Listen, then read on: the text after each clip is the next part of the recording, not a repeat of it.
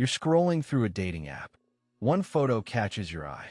In less than a second, literally faster than a blink, you've decided whether this person is trustworthy, intelligent, and worth talking to. But here's the terrifying truth. You're almost certainly wrong. Our brains are wired to make lightning-fast judgments about strangers, but those snap verdicts are built on shaky, psychological ground. We're about to explore the science of why first impressions feel so real, yet deceive us so completely. Imagine you're at a crowded networking event. Someone approaches. You've got about 1/10 of a second to form your first impression. And here's the wild part. That's actually longer than your brain needs. A groundbreaking study by Princeton psychologist Alexander Todorov revealed something astonishing about human judgment. Todorov showed people faces for just 100 milliseconds, 1/10 of a second. The subjects weren't asked to rush. They weren't racing against a clock. Yet in that microscopic window of time, they formed judgments about trustworthiness, competence, and likability that were remarkably consistent across the board.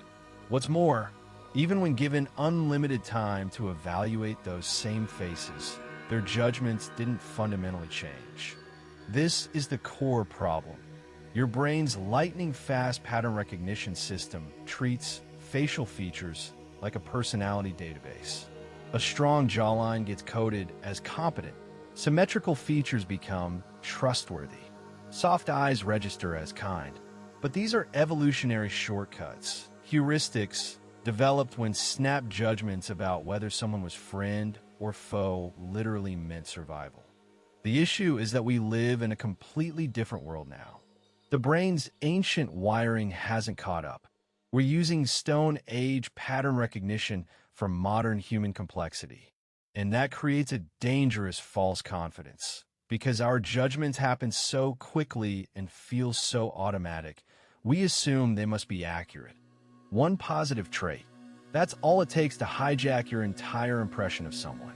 This phenomenon is called the halo effect, discovered way back in 1920 by psychologist Edward Thorndike. Here's how it works.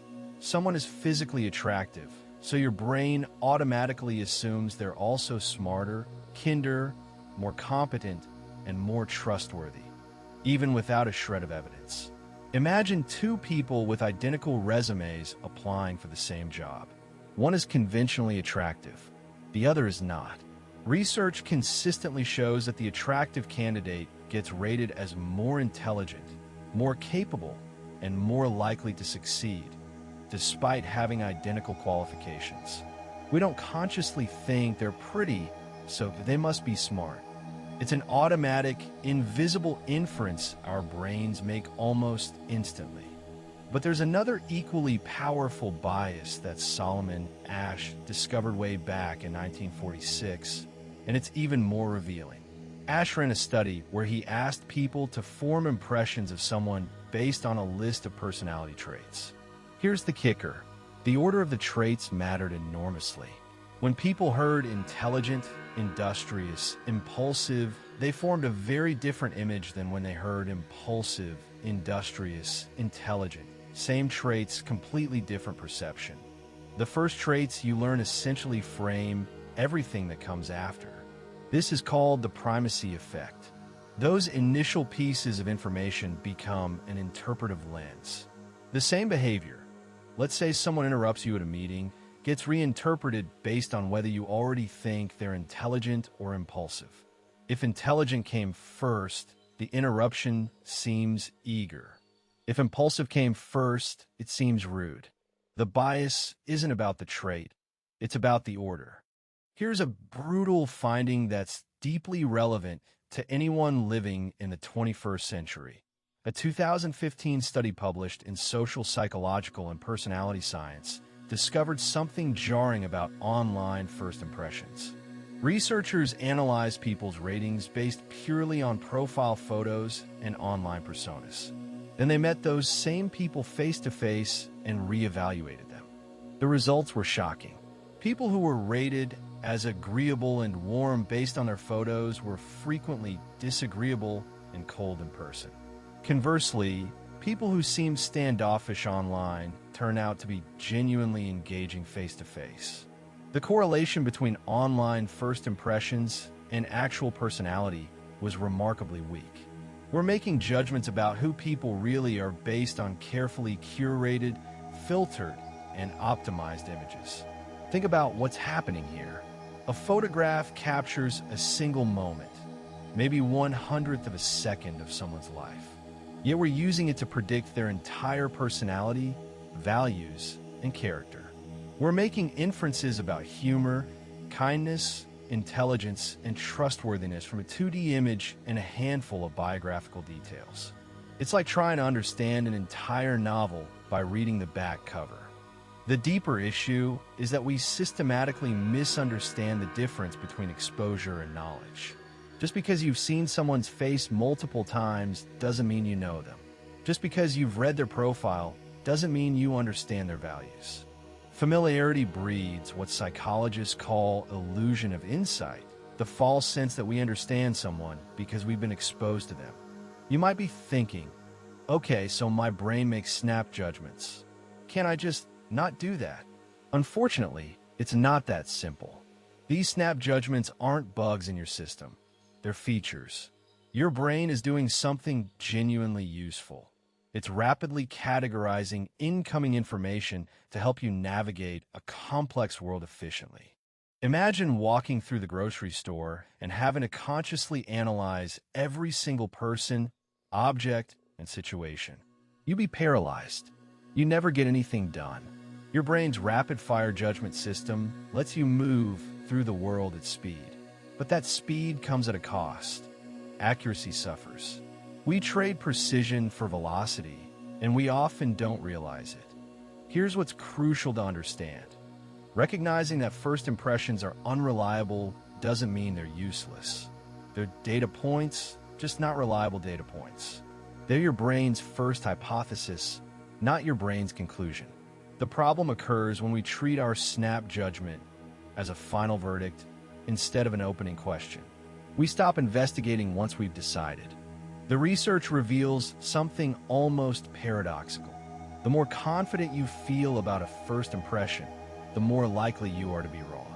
That certainty creates what's called confirmation bias. You notice evidence that confirms your initial judgment and dismiss or ignore evidence that contradicts it. Your snap judgment becomes a self-fulfilling prophecy. So how do you actually use this knowledge? First, develop what we might call impression humility. When you meet someone new, consciously remind yourself, this is my first impression. It's based on incomplete information. It's probably wrong in important ways. That simple acknowledgement activates a part of your brain that's more thoughtful and less reactive. Second, deliberately gather information in different contexts. You can't judge someone's true personality from a single environment or interaction. Try to see them in multiple situations. When they're under pressure, when they're relaxed, when they're with friends, when they're with authority figures. Different contexts reveal different facets. A person who seems aloof in a formal meeting might be hilarious in a casual setting.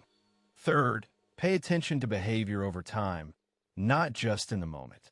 One action means almost nothing. Patterns mean everything. If someone is generous once, that's an event. If they're generous consistently across many situations, that's a trait.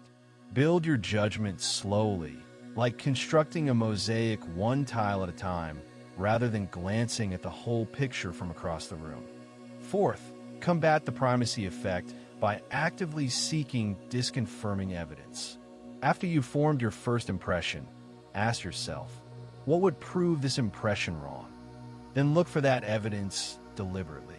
This isn't about being skeptical for the sake of it. It's about correcting for a well-documented bias in how your brain processes information. Finally, be aware that how you're exposed to information shapes your judgment. If your first encounter with someone is through their carefully curated social media, you're not getting representative data. You're getting their best self highlight reel. If your first interaction is with them stressed or tired, you're not seeing their true baseline. Context matters more than you probably realize. Your brain is making judgments about me right now based on the tone of my voice, my speech patterns, and maybe even how I look on your screen. But you've never met me. You don't know my values, what I do when nobody's watching, or how I treat people I disagree with. That's okay. It's human. Just don't let that first impression be your final one. The beauty of understanding these biases is that it makes you better at relationships, hiring decisions, dating, and just moving through the world with more wisdom. You can't eliminate your snap judgments. They're part of how you're wired. But you can learn to hold them lightly and remain genuinely curious about who people actually are beyond your initial impression. If this exploration of how your brain deceives you fascinated you, subscribe for weekly deep dives into psychology, human behavior, and the hidden forces that shape our decisions. Hit the notification bell so you don't miss it. And let me know in the comments, what was the most shocking first impression you got completely wrong?